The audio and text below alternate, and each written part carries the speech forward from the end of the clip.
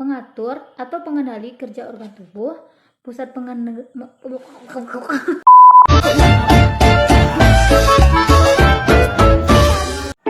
Assalamualaikum warahmatullahi wabarakatuh. Hai semuanya, perkenalkan aku Giska Zulman dengan NIM 2314 20 10 69. Kali ini aku akan membuat video untuk memenuhi tugas UTS Ilmu Biomedik Dasar, yaitu Anatomi Tubuh 10 Sistem dengan dosen pengampu Ibu Imelda. Clavicula, scapula, humerus, radius ulna, karpal dan metakarpal, jari-jari sipalaks, rahi antemanus itu ekstremitas atas. Mari kita ke ekstremitas bawah. Pelvis, femur, patella, tibia dan fibula, tarsal dan metatarsal. Lagi-lagi sipalaks. Ekstremitas atas, ekstremitas bawah. Semuanya bagian tubuh kita. Frontal, parietal, temporal, occipital, nasal, maxilla, mandibula, zygomaticus, sphenoid, ethmoid. Itulah tulang tengkorak, disebutnya kranium. Mari kita hafalkan. Ada 10 sistem anatomi dan fisiologi tubuh. Yang pertama ada sistem persarafan. Sistem saraf adalah sistem yang mengatur dan mengendalikan semua kegiatan aktivitas tubuh kita, seperti berjalan, menggerakkan tangan, mengunyah makanan, dan lainnya. Sistem saraf tersusun dari jutaan serabut sel saraf atau neuron yang berkumpul membentuk suatu berkas atau vaskulum. Neuron adalah komponen utama dalam sistem saraf. Fungsi sistem saraf sebagai sistem koordinasi mempunyai 3 tujuan utama. Pertama, pengatur atau pengendali kerja organ tubuh. Kedua, pusat pengendali tangkapan. Ketiga, alat komunikasi dengan dunia luar. Nah, jadi ini gambar struktur sel saraf. Struktur sel saraf atau neuron. Setiap neuron terdiri dari satu badan sel yang di dalamnya terdapat sitoplasma dan inti sel. Dari badan sel keluar dua macam serabut saraf, yaitu dendrit dan akson atau neurit. Dendrit berfungsi menangkap dan mengirimkan impuls ke badan sel saraf, sedangkan akson berfungsi mengirimkan impuls dari badan sel ke jaringan lain. Akson biasanya sangat panjang, sebaliknya dendrit sangat pendek. Selanjutnya, jenis sel saraf. Terdapat 5 jenis sel saraf berdasarkan bentuknya, yaitu 1. Unipolar neuron, 2. Bipolar neuron, 3. Interneuron, 4. Pyramidal cell, 5. Motor neuron. Terdapat 3 jenis sel saraf berdasarkan fungsinya. 1. Sel saraf sensorik atau saraf aferen berfungsi menghantarkan rangsangan dari reseptor atau penerima rangsangan ke sumsum tulang belakang. 2. Sel saraf motorik atau saraf eferen berfungsi menghantarkan impuls motorik dari susunan saraf pusat ke efektor. 3. Sel saraf penghubung atau intermediate merupakan penghubung sel saraf yang satu dengan sel saraf yang lain. Berdasarkan letak kerjanya, sistem saraf terbagi dari 3 bagian, yaitu 1. Sistem saraf pusat terdiri dari otak dan sumsum tulang belakang. Kedua, sistem saraf tepi terdiri dari 12 pasang saraf serabut otak atau saraf kranial, 31 pasang saraf sumsum tulang belakang atau saraf spinal. 3. Sistem saraf autonom atau saraf tak sadar. 4. Susunan saraf simpatik.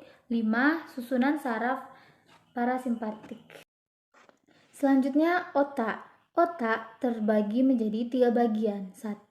Otak besar atau cerebrum. 2. Otak kecil atau cerebellum. 3. Otak tengah atau mesencephalon. Dan di bawah ini adalah gambar anatomi otak. Selanjutnya, sumsum tulang belakang yang terdiri dari pertama, di bagian samping atas ada materi abu-abu, di bawahnya ada materi putih, lanjut akar dorsal, lalu ganglion tulang punggung, ada tanduk dorsal, saraf tulang punggung, lalu tanduk vertebral, di bawah ada akar ventral, dan paling akhir yaitu cabang otonom. Selanjutnya, saraf tepi atau saraf perifer dibagi menjadi 2. Yang pertama, 12 pasang saraf serabut otak atau saraf kranial yang terdiri dari 3 pasang saraf sensori, 5 pasang saraf motori, dan 4 pasang saraf gabungan.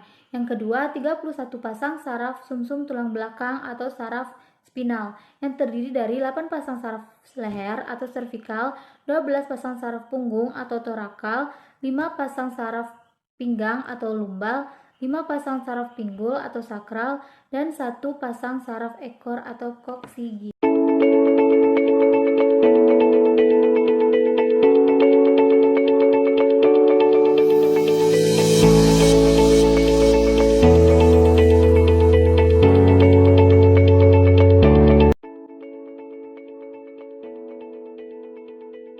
Yang kedua, sistem endokrin. Di otak itu terdapat kelenjar hipofisis atau pituitari. Letaknya tepat di bawah kelenjar hipotalamus. Nah, kelenjar hipofisis ini disebut juga dengan master of gland. Kenapa? Karena hormon-hormon yang dihasilkan oleh kelenjar hipofisis berfungsi merangsang kerja kelenjar endokrin lainnya. Selanjutnya, kalian bisa lihat hormon apa saja yang dihasilkan oleh kelenjar hipofisis yang merangsang kelenjar endokrin lainnya.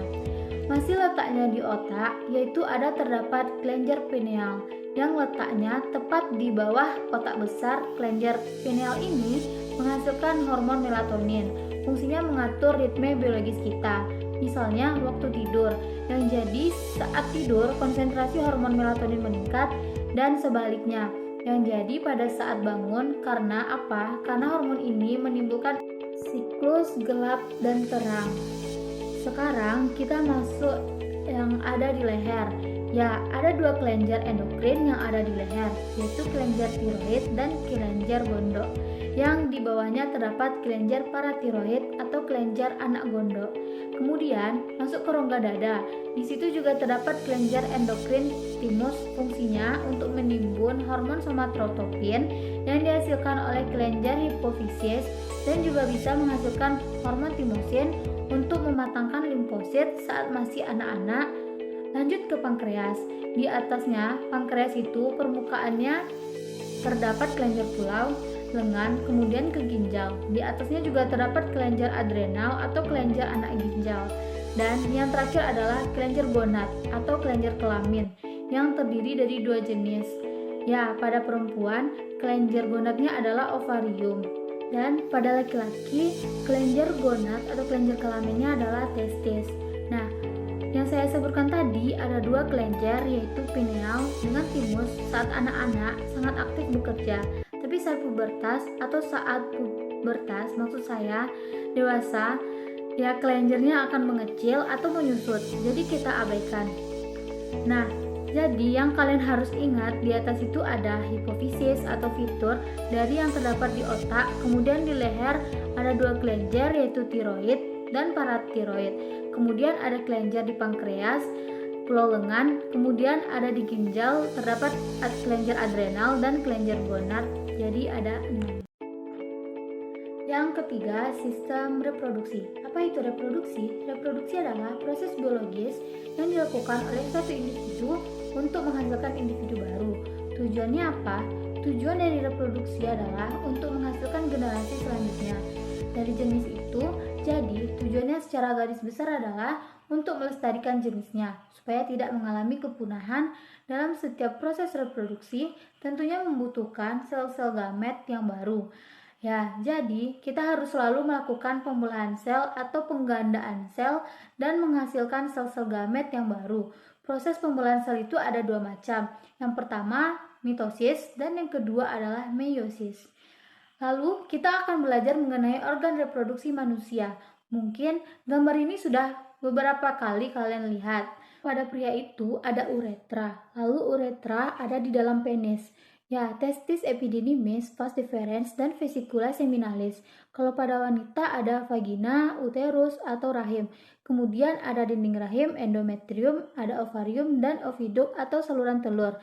Nah, apa saja sih fungsi organ-organ tersebut? Yuk kita bahas. Pada pria ada yang namanya testis. Testis itu fungsinya adalah untuk menghasilkan sel-sel sperma dan hormon testosteron. Kemudian sel sperma yang sudah dihasilkan testis akan disimpan sementara di dalam epididymis untuk dimatangkan selama kurang lebih 2-3 hari. Setelah matang, sel sperma akan dibawa oleh saluran sperma vas deferens menuju kantung vesikula seminalis. Vesikula seminalis ini adalah kantung penyimpanan sperma sementara sebelum diejakulasi. Nah, ejakulasi atau pengeluarannya sendiri melalui saluran uretra yang ada di dalam penis. Penisnya adalah alat kopulasi. Kopulasi itu maksudnya adalah proses memasukkan sel-sel sperma ke dalam organ reproduksi wanita. Alat reproduksi pada wanita yang pertama adalah ovarium yang menghasilkan ovum dan hormon estrogen dan progesteron. Ada juga oviduct atau tuba Fallopi yang merupakan saluran telur tempat terjadinya fertilisasi. Jadi, ketika ovulasi ovum dilepas oleh ovarium menuju tuba Falloppia, lalu terjadi fertilisasi zigot yang terbentuk kemudian akan menunjuk ke uterus tertanam di dinding rahim. Tumbuhan embrionya terjadi di dalam uterus, lalu ada endometrium yang bertugas untuk menjaga kehamilan dengan menebalkan dinding rahim, dan ada vagina yang merupakan alat populasi. Yang keempat adalah sistem muskuloskeletal. Sistem muskuloskeletal terdiri dari dua kata, yaitu muskulos dan skeletal. Muskulo artinya otot dan skeletal artinya tulang. Muskulo atau muskular adalah jaringan otot-otot tubuh. Sistem muskuloskeletal juga berkaitan dengan sistem pergerakan. Ada 4 poin atau 4 bagian yang saling berkaitan, sehingga timbulnya suatu gerakan kita bisa berjalan, kita bisa berpindah dari duduk berdiri ke dalam kondisi berbaring, itu karena adanya kerjasama antara saraf, tulang sendi, dan otot. Fungsi umum dari tulang yang pertama adalah dia sebagai informasi kerangka. Formasi sendi-sendi tulang juga merupakan tempat menempelnya otot-otot. Kemudian sebagai pengungkit, artinya kita bisa berdiri tegak, juga penyokong dari berat badan. Kemudian dia sebagai proteksi atau pelindung. Ini berkaitan dengan organ-organ vital. Contoh, misalnya ada otak pada organ-organ. Otak dilindungi tulang bagian tengkorak. Kemudian ada paru-paru jantung dilindungi oleh tulang toraks. Di sana, hemopoiesis, salah satu tempat pembentukan sel darah, salah satunya ada eritrosit. Selain itu, dia juga sebagai imun karena tulang juga menghasilkan granulosit yang fungsinya adalah melawan kuman. Hubungannya nanti ke imunitas tubuh. Dalam tulang juga menyimpan cadangan mineral. Ada beberapa faktor dipengaruhi oleh pertama herediter atau keturunan, kemudian asupan nutrisi. Juga terutama kalsium adalah faktor endokrin, hormon-hormon di sana juga berpengaruh. Salah satunya ada hormon pertumbuhan. Kemudian ada faktor pesarafan, faktor mekanis, kemudian penyakit-penyakit yang berhubungan dengan gangguan pada tulang. Perhatikan gambar ini. Adalah bagian dari tulang manusia, mulai dari tengkorak sampai ke ujung kaki atau pergelangan kaki. Ada 206 buah. Pembagiannya seperti ini: tulang tengkorak, tulang hyoid, tulang vertebrata, dan tulang iga. Ini dilihat dari aksial skeletal. Ada tulang sternum dan tadi aksial pembagiannya seperti ini. Ada tulang belakang vertebrata dibagi ada cervical, thoracal, dan coccygeus, lumbal, sacrum. Kemudian ada tulang iga dibagi tulang sejati dan melayang. Ada tulang dada, sternum, 1 buah. Yang kedua apendikular skeletal, terdiri dari ekstremitas atas termasuk sendi dan tulang bahu ada 64 buah, dan ekstremitas bawah termasuk tulang-tulang panggul ada 62 buah. Tulang-tulang digabungkan pada persendian oleh ligamen kartilago, dan otot tulang terdiri atas 2 jenis jaringan. 1 jaringan kompak terdiri dari tulang pipi dan tulang pipa. 2 jaringan seperti spons termasuk jala terdiri dari ujung tulang pipa dalam tulang pendek dan sebagai lapisan tengah pada tulang pipih, seperti scapula, cranium, sternum, dan iga-iga piroisteum. Adalah membran vaskuler filtrus yang melapisi tulang. Sedangkan kartilago adalah tulang rawan sering dijumpai pada sendi, dan di antara 2 tulang ada 3 pembagian tulang kartilago. 1 tulang rawan hyalin, 2 tulang rawan fibrosa, 3 tulang rawan elastik. Struktur tulang: korteks, periosteum, hilum arum, endosteum medullaris, cavity, red marrow, dan spongy. Sel-sel penyusun tulang: 1. osteoblast, menghasilkan jaringan osteosit dan mengkresikan fosfat AC. 2. Osteosit, yaitu sel-sel tulang dewasa yang bertindak sebagai lintasan untuk pertukaran kimiawi melalui tulang yang padat. Dan osteoklas, fungsinya sebagai sel-sel yang dapat mengabsorpsi mineral dan matriks tulang. Kelima adalah sistem respirasi. Sistem respirasi adalah suatu sistem yang tujuan utamanya menyediakan oksigen untuk proses metabolisme tubuh. Nah, untuk memahami sistem pernapasan secara utuh, kita harus mengenal bagian-bagian dan fungsi dari penyusun sistem pernapasan. Kita mulai dari yang pertama, yaitu hidung. Nah, udara pertama kali masuk ke saluran pernapasan melalui hidung. Lubang hidung dengan mekanisme inspirasi di rongga hidung, udara kemudian disaring oleh rambut-rambut hidung dari partikel-partikel debu yang menyertai udara yang masuk. Nah, selain itu, udara juga akan dihangatkan dan akan dilembabkan agar sesuai dengan suhu tubuh dari rongga hidung. Udara selanjutnya mengarah ke faring, yaitu persilangan tempat jalur udara dan makanan bertemu. Jadi pada faring, ini adalah tempat dilaluinya udara pernapasan. Dan makanan yang berasal dari mulut setelah melalui faring, udara akan memasuki laring di belakang lidah. Dan di depan laring terdapat epiglotis yang berfungsi mengatur masuknya udara dan makanan ke salurannya masing-masing. Ketika makanan ditelan, laring bergerak ke atas dan mendorong epiglotis, sehingga menutupi glotis-glotis ini adalah bukan trakea atau tenggorokan. Hal ini memungkinkan makanan menuruni esofagus menuju ke lambung. Ketika makanan turun menuju lambung, glotis terbuka sehingga memungkinkan udara pernapasan masuk ke laring yang merupakan bagian atas dari saluran pernapasan. Di laring juga terdapat kotak suara. Suara yang dihembuskan dari dalam keluar mengalir cepat melalui pita suara, yaitu sepasang pita otot elastis di dalam laring. Suara dihasilkan ketika otot-otot di dalam kotak suara menegang atau kontraksi, yang kemudian merentangkan pita suara. Laring udara masuk ke dalam trakea. Di dinding trakea ini terdapat kartilago atau tulang rawan yang memperkokoh trakea sehingga saluran ini akan tetap terbuka. Selain itu, terdapat epitelium yang melapisi trakea, sehingga bronkus epitelium ini ditutupi oleh silia pada permukaannya dan selapis mukus atau cairan lendir yang tipis. Nah, mukus ini berfungsi untuk memberangkatkan debu. Silia ini berdenyut dan bergerak seperti ombak menggerakkan mukus ke atas menuju faring. Tempat mukus tersebut akan ditelan atau dibuang dengan sengaja keluar melalui mulut dari trakea. Selanjutnya, terdapat dua cabang yang disebut bronkus bronchiolus. Ini salah satu dari paru-paru bronkus bercabang-cabang lagi di dalam paru-paru menjadi saluran-saluran kecil yang disebut bronchiolus. Udara kemudian memasuki alveoli.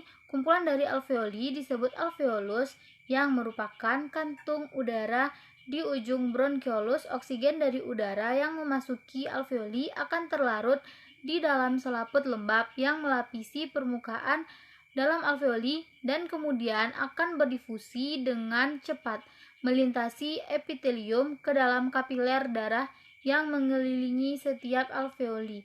Sedangkan dalam arah yang berlawanan, karbon dioksida berdifusi dari kapiler darah melintasi epitelium alveoli dan menuju ke rongga udara untuk dikeluarkan keluar tubuh melalui mekanisme ekspirasi. Sistem kardiovaskular atau sistem peredaran darah adalah organ sirkulasi darah yang terdiri dari jantung, pembuluh darah, komponen darah, paru-paru, dan organ yang berfungsi memberikan dan mengalirkan suplai oksigen dan nutrisi ke seluruh tubuh. Jantung adalah organ tubuh yang terdiri dari kumpulan otot yang berfungsi memompa darah ke seluruh tubuh. Ukuran jantung kurang lebih sebesar genggaman tangan. Ya, seperti yang terlihat pada gambar Berat jantung kira-kira 250-400 gram, memompa 60-80 kali per menit. 1 kali denyutan kurang lebih mengangkut 70 cc darah. Dalam 1 menit kurang lebih jantung memompa 5 liter darah. Ada 3 bagian utama pada jantung, yaitu 1 bilik jantung, 2 katup-katup jantung, 3 pembuluh darah. Jantung terdiri dari 4 ruang, yaitu antrium kanan, ventrikal kanan, vertikal kiri, dan antrium kiri. Cara kerja peredaran darah dari vena cava superior dan vena cava inferior. Darah masuk ke antrium kanan dan mengalir ke ventrikal kiri melalui katup tricuspidalis. Dari vertikal kiri darah masuk ke arteri pulmonalis melewati katup seminularis pulmonalis. Dari arteri pulmonalis, darah masuk ke paru-paru dan terjadi oksigenasi dalam paru-paru, yaitu pertukaran antara CO2 dengan O2. Dari paru-paru, darah mengalir ke antrium kiri melalui vena pulmonalis. Dari antrium kiri, darah mengalir ke ventrikal kiri melalui katup bicuspidalis. Dari vertikal kiri, darah akan masuk ke aorta melalui katup seminularis aorta. Yang seperti terlihat pada gambar, proses oksigenasi yaitu pertukaran CO2 dan O2 yang terjadi di paru-paru. Ya, kita lanjut yang tadi. Darah dari aorta lalu mengalir ke arteri, mengalir lagi ke arteriola, lalu ke kapiler, dan ke organ. Di organ terjadi proses metabolisme tubuh, yaitu penarikan O2 menjadi CO2. Setelah darah menjadi CO2, darah mengalir kembali ke venula dan ke vena, lalu kembali lagi ke jantung. Siklus tersebut akan terus-menerus berputar. Yang ketujuh, sistem pencernaan.